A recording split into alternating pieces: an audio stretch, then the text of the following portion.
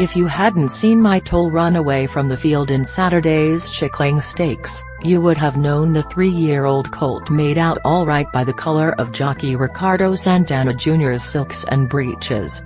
They were white when the 6-furlong race started in the mud of Pimlico Racecourse.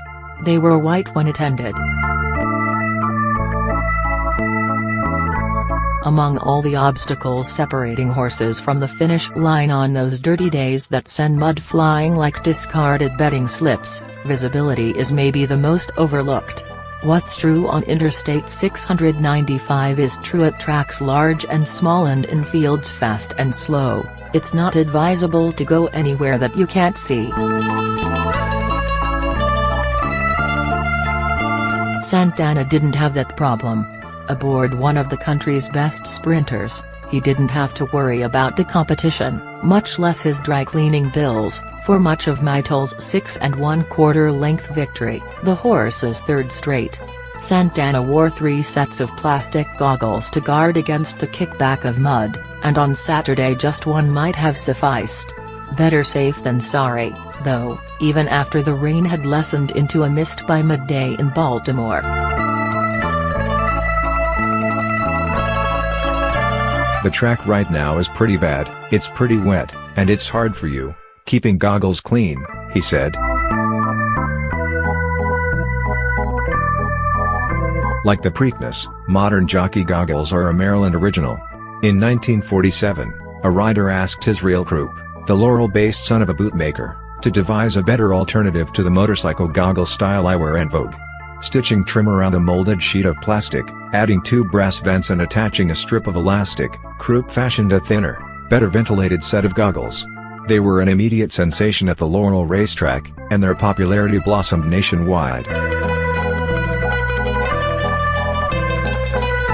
Little about their utility has changed in the 70-plus years since.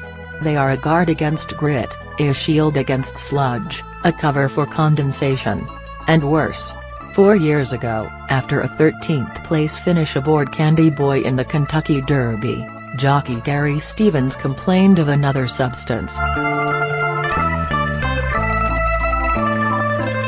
On a day like Saturday, the question isn't whether to wear goggles. Experienced jockeys can remove one set mid-race as easily as a commuter might use a turn signal, it's how many. A speedster like Mitel might warrant as few as 3. A longer track in nasty conditions might call for closer to 10. The thicker the stack of goggles, the safer the ride and the worse the peripheral vision.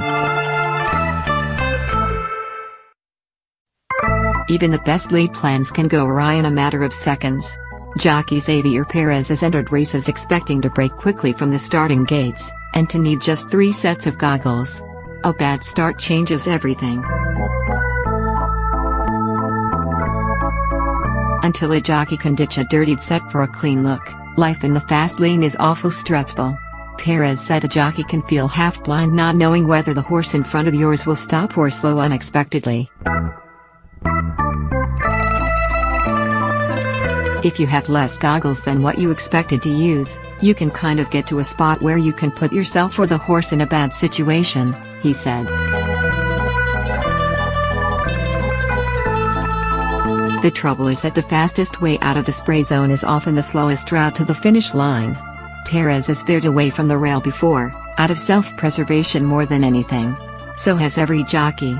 It's only after the race that they can echo the lament of the tens of thousands of sopping wet fans watching them. If only it hadn't rained.